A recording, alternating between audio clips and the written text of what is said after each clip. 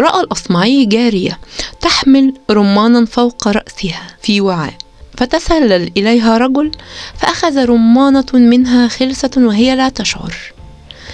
فقال الأصمعي: فتبعته حتى مر الرجل بمسكين فأعطاه الرمانة، فقال له: عجبا لك، سرقتها، ظننتك جائعا، أما أن تسرقها وتتصدق بها على مسكين فهذا أعجب. فقال الرجل: لا يا هذا، أنا أتاجر مع ربي. فرد الأصمعي مستنكرا: تتاجر مع ربك؟ كيف ذلك؟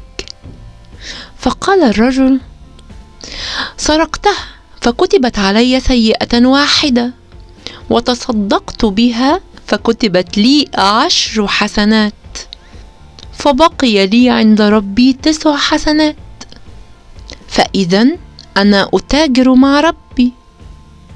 فقال له الأصمعي رحمه الله: سرقتها فكتبت عليك سيئة، وتصدقت بها فلن يقبلها الله منك، لأن الله طيب لا يقبل إلا طيبا، فأنت كمن يغسل الثوب النجس بالبول.